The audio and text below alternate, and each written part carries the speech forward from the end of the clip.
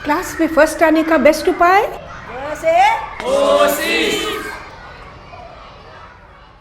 Hello बच्चों, आज हम जानेंगे विद्युत या इलेक्ट्रिसिटी के बारे में। First of all I want to say कि आप लोगों में से जो हमें मैसेजेस आती हैं, इसमें इस विद्युत धारा बार बार आई थी। काफ़ी लोगों ने हमसे कहा कि इस पर आप ज़रूर वीडियो बनाइए, तो लीजिए, हमने बना लिया आपके लिए। तो चलो बच्चों, इसको समझते हैं। विद्युत धारा समझने के लिए सबसे पहले हमें समझना पड़ेगा विद्युत आवेश और इलेक्ट्रिकल चार्ज ये क्या है। ये किसी भी सर्किट में किसी एक पॉइंट पे कितने इलेक्ट्रॉन हैं उस पर डिपेंड करता है कि उसका चार्ज कितना है। और इसका ऐसा यूनिट है क्यू या कूलम। कूलम क्यों? क्योंकि इसका डिस्कवरी किया था चार्ल्स कूलम नाम के फ्रेंच साइंटिस्ट ने। तो एक कूलम इलेक्ट्रिसिटी एक पॉइंट पर है, इतना हम समझ गए। अब ये जो एक कूलम इलेक्ट्रिसिटी जब चलती है एक पॉइंट से दूसरे पॉइंट पर, तो ये जो चलने का जो प्रवाह होता है इसको हम कहते हैं विद्युत धारा। तो विद्युत आवेश का चलने का प्रवाह को कहते हैं विद्युत धारा। और विद्युत धारा का मेजरमेंट होता है एम्पियर में, क्योंकि इसका डिस्कवरी किया था आंद्रे मारी एम्पियर नाम के फ्रेंच साइंटिस्ट ने, उनके नाम से एम्पियर है। तो एम्पियर को दर्शाया जाता है आई से। एम्पियर का अर्थ है एक कूलम इलेक्ट्रिक चार्ज एक सेकेंड किसी माध्यम के, किसी कंडक्टर के अंदर से चलना। और तो इसका फॉर्मूला बनता है I = Q / T। तो ये एम्पियर जो है, इसका जो यंत्र है इसका मापने का, इसका नाम है एमीटर। और एमीटर हमेशा सर्किट में सीरीज में ही लगाई जाती है। तो सर्किट क्या है?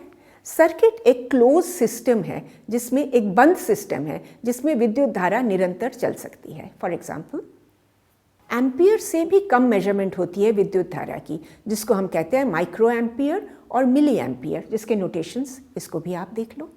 हमने बात की अभी विद्युत आवेश की, और हमने कहा कि आवेश जब चलती है तब विद्युत धारा उत्पन्न होती है। पर यह चलती कैसे है, इसको समझने के लिए आप एक पानी के पाइप के बारे में सोचो। एक हॉरिजॉन्टल पाइप है, उसके अंदर पानी है। पानी क्या उसके अंदर अपने आप चलती रहेगी? बिल्कुल नहीं। अगर आप एक साइड को ऊपर कर दो तो ग्रेविटी का प्रेशर, ग्रेविटी का फोर्स काम करने लगेगा और पानी बहना शुरू हो जाएगा। हाई प्रेशर से लो प्रेशर पर पानी बहना शुरू हो जाएगा। बिल्कुल इसी तरह किसी भी इलेक्ट्रिक सर्किट में एक पॉइंट होगा जिसका प्रेशर, इलेक्ट्रिक प्रेशर, जहाँ का आवेश ज़्यादा है, इसकी विद्युत क्षमता ज़्यादा है। दूसरा पॉइंट होगा जिसकी विद्युत क्षमता कम है। तो ये जो क्षमता का अंतर है इसको हम कहते हैं विद्युत संभावित अंतर। और हाई प्रेशर से लो प्रेशर की तरफ विद्युत धारा चलना शुरू हो जाती है सर्किट के अंदर। विद्युत संभावित अंतर या पोटेंशियल डिफरेंस का मेजरमेंट होता है वोल्ट्स में, और इसका जो इक्विपमेंट बनता है वो है वोल्ट मीटर, जो सर्किट में पैरेलल में लगाई जाती है। वोल्ट क्यों नाम दिया गया? क्योंकि इसका आविष्कार किया एलेसेंड्रो वोल्टा नाम के इटालियन साइंटिस्ट ने। वोल्ट का मतलब या पोटेंशियल डिफरेंस का मतलब ये भी है कि एक यूनिट चार्ज को एक कंडक्टर के अंदर दो बिंदुओं के बीच में स्थानांतरित करने में कितना कार्य होता है। और इसका फॉर्मूला है V है वोल्ट और पोटेंशियल डिफरेंस, W है वर्क यानी कि कार्य, और Q है कूलम यानी कि 1 यूनिट चार्ज। तो जब हम वोल्ट्स के बारे में बात करेंगे, पोटेंशियल डिफरेंस की बात करेंगे, हमें एक और चीज़ याद रखना पड़ेगा जो है रेजिस्टेंस, और यानी कि प्रतिरोध। किसी भी चालक के अंदर, जब कंडक्टर के अंदर जब विद्युत धारा चलती है, कंडक्टर के अपने कणों के बीच में भी आकर्षण होता है और वो विद्युत धारा को रोकने की कोशिश करती है। इसको हम कहेंगे प्रतिरोध। प्रतिरोध की क्वालिटीज़ कैसी होती हैं? जो चालक है जिसमें कम प्रतिरोध है उसको हम कहते हैं सुचालक और गुड कंडक्टर। ये 3 चीज़ों पे डिपेंड करती है। एक है उसकी प्रकृति या क्वालिटी, जैसे चांदी। चांदी suppose to be the best conductor, सबसे अच्छा चालक चांदी है। नेक्स्ट इज कॉपर और या तांबा, और उसके बाद एल्यूमिनियम। और सेकंड क्वालिटी इज लंबाई, जितनी लंबी तार उसकी प्रतिरोध क्षमता उतनी ज़्यादा। और तीसरा है उसका क्रॉस सेक्शन, जितना बड़ा क्रॉस सेक्शन, गोलाई जितनी बड़ी है, उसका प्रतिरोध क्षमता उतनी कम होती है। तो प्रतिरोध को ओवरटेक करके विद्युत धारा को चलना पड़ता है, और प्रतिरोध का मेजरमेंट होता है ओम्स में, क्योंकि इसको एक जर्मन साइंटिस्ट जॉर्ज ओम ने इसका डिस्कवर किया था। तो प्रतिरोध जानना क्यों इम्पॉर्टेंट है? क्योंकि कंडक्टर तभी काम करेगा जब इसकी प्रतिरोध शक्ति कम होती है। किसी भी इलेक्ट्रिक सर्किट में हम लोग प्रतिरोधक लगाते हैं या रेजिस्टर लगाते हैं। रेजिस्टर क्या काम करता है? सर्किट में वो विद्युत धारा के चलने को नियमित करता है। उसको बढ़ा भी सकता है, उसको कमा भी सकता है। ये है काम प्रतिरोधक का, और इसको हम कहते हैं रेजिस्टर। एक और टर्म है वेरिएबल रेजिस्टर या चर प्रतिरोधक। इससे एक इक्विपमेंट बनता है जिसका नाम है रियोस्टैट। रियोस्टैट लगाया जाता है हर तरह के इलेक्ट्रिकल इक्विपमेंट के अंदर, और इसका काम है विद्युत धारा को विनियमित करना विदाउट चेंजिंग द वोल्टेज। जैसे साउंड सिस्टम में साउंड को बढ़ाना हो, कम होना हो, ये सारा काम रियोस्टैट करता है। आप हेयर ड्रायर में आपके हीटर में विद्युत धारा को विनियमित करना, ये रियोस्टैट का काम होता है।